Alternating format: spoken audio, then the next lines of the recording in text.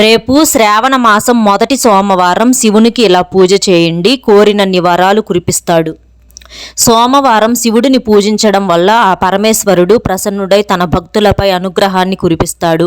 ఈ శ్రావణ మాసంలో మొత్తం 4 సోమవారాలు ఉన్నాయి. ఈ శ్రావణ మాసంలోని 4 సోమవారాల్లో శివుడిని తప్పకుండా పూజించాలి.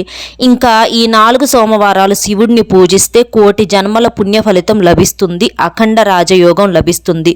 ఒకవేళ మీకు కుదరకపోతే ఏదైనా ఒక సోమవారం రోజునైనా సరే మీ ఇంట్లోనే శివునికి విశేషమైనటువంటి పూజ చేస్తే మీ ఇంటికి చాలా మంచి జరుగుతుంది. శివుడికి పూజ చేయాలంటే స్త్రీలు ఉదయాన్నే నిద్రలేచి తలస్నానం చేసి ఇంట్లో పూజ చేసుకోవాలి. ప్రత్యేకంగా శివ పూజలో ఆవు నెయ్యితో దీపం వెలిగిస్తే చాలా మంచిది. శివపార్వతుల పటానికి గంధం బొట్లు పెడితే ఇంకా మంచిది. ఇంట్లో శివ పూజ చేసే సమయంలో శివ చాలీస పారాయణం చేయాలి. దీనివల్ల మీ కష్టాలన్నీ దూరమైపోతాయి. శివుడికి విభూది అంటే చాలా ఇష్టం కాబట్టి ప్రతి శ్రావణ సోమవారం రోజున ఎవరైతే విభూదిని ధరిస్తారో వారికి శివుని అనుగ్రహం ఎల్లప్పుడూ ఉంటుంది. సోమవారం నాడు పూజ చేసే సమయంలో ఓం నమ శివాయ అని మనం చెప్పుకోవాలి మంత్రాన్ని. దీనివల్ల మీ ఇంట్లో ధనవర్షం కురుస్తుంది. ఈ సోమవారాలు ఇంట్లో పూజ చేసేటప్పుడు శివునికి నైవేద్యంగా పచ్చి శనగలను నివేదించండి. ఇలా చేయడం వల్ల మీకున్నటువంటి డబ్బు కష్టాలన్నీ తొలగిపోతాయి. పరమేశ్వరుని ఆశీస్సులు తప్పకుండా లభిస్తాయి. ఈ శ్రావణ సోమవారం రోజున ప్రత్యేకించి శివలింగానికి అభిషేకం చేస్తే అఖండ రాజయోగం ప్రాప్తిస్తుంది.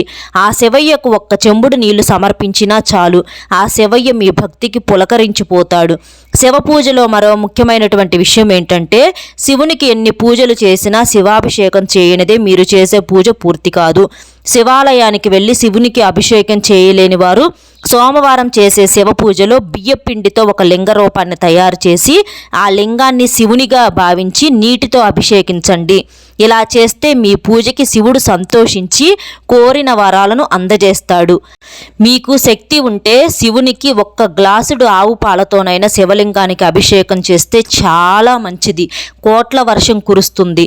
శివునికి పాలాభిషేకం చేసిన తర్వాత మర్చిపోకుండా నీళ్లతో కూడా ఖచ్చితంగా అభిషేకం చేయాలి. అలా చేస్తేనే సంపూర్ణ అభిషేక ఫలితం దక్కుతుంది. శివ పూజలో ఎప్పుడు కూడా ఎరుపు రంగు పువ్వులను ఉపయోగించకూడదు. శివునికి ఎరుపు రంగు పువ్వులు పెడితే పూజకు తగిన ఫలితం దొరకదు.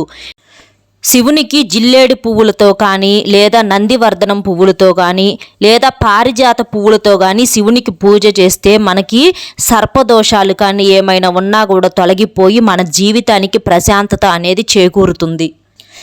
మీకేమైనా సంతాన సమస్యలు కనుక ఉంటే మీకు శివునికి నెయ్యితో అభిషేకం చేస్తే సంతాన సౌభాగ్యం అనేది కలుగుతుంది. ఆర్థిక సమస్యలతో చాలామంది ఇబ్బంది పడుతూ ఉంటారు. అలాంటి ఆర్థిక సమస్యలన్నీ తొలగిపోవాలంటే చెరుకు రసంతో శివుడికి అభిషేకం చేస్తే చాలా మంచి జరుగుతుంది. దీర్ఘాయుష్షు కలుగుతుంది.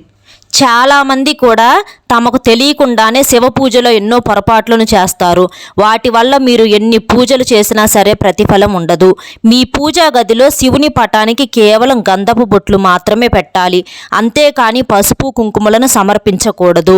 అలాగే శివలింగాన్ని పూజిస్తున్నప్పుడు కూడా పసుపు కుంకుమలు తులసి ఆకులను శివలింగం పైన వేయకూడదు. ఇవి శివ పూజకు అశుభమైనవిగా పరిగణిస్తారు. కాబట్టి శివ పూజలో ఈ పొరపాట్లు చేయకుండా జాగ్రత్త పడాలి. ఈ శ్రావణ సోమవారాల్లో శివ పూజలు ఏమైనా పొరపాట్లు చేస్తే ఓం నమ శివాయ అనే మంత్రాన్ని చదువుకొని శివుణ్ణి క్షమించమని కోరాలి. ప్రతి శ్రావణ సోమవారం రోజున శివాలయాలను సందర్శించుకోవడం ద్వారా ఎన్నో పుణ్య ఫలితాలు చేకూరుతాయి. శివాలయాల్లో పూజలు అభిషేకాలు చేయించే వారికి వ్యాపారాభివృద్ధి, ఆర్థికాభివృద్ధి బాగా ఉంటుంది. మీ వైవాహిక జీవితం దుఃఖమయంగా ఉన్నా కూడా శివాలయాల్లో పూజ చేస్తే ఆ సమస్యలన్నీ పోయి భార్యాభర్తలు కూడా చాలా సంతోషంగా ఉంటారు. శివునికి ఒక్క బిల్వపత్రం సమర్పిస్తే మీ కష్టాలన్నీ కూడా దూరం అవుతాయి. సోమవారం శివునికి పూజ చేసేటప్పుడు నలుపు కానీ నీలం రంగు దుస్తులు కానీ ధరించకూడదు. తలస్నానం చేసి మాత్రమే శివ పూజ అనేది చేయాలి. పవిత్రమైనటువంటి శ్రావణ మాసంలో శివుడిని పూజించడం ద్వారా ఉద్యోగం, కుటుంబం, వైవాహిక జీవితం, ఆరోగ్యం, డబ్బుకు సంబంధించిన సమస్యలను పరిష్కరించుకోవచ్చు. శివుడి అనుగ్రహం ఎల్లప్పుడూ కూడా మనపై ఉండాలంటే 1-2 సమయాలలో శివుడిని పూజించాలంట. అందులో మొదటిది సూర్యుడు ఉదయించేటప్పుడు, రెండవది సూర్యాస్తమయం. కాబట్టి సూర్యోదయం మరియు సూర్యాస్తమయంలో శివుడు కైలాసాన్ని విడిచి భూలోకంలో పార్వతీతో కలిసి భూలోకంలో విహారం చేస్తాడని పండితులు చెబుతున్నారు. చక్కగా రేపు సోమవారం రోజున ఈ నియమాలతో శివునికి పూజ చేసి సంతోషంగా ఉండండి. వీడియో నచ్చితే ఒక్క లైక్ చేయండి.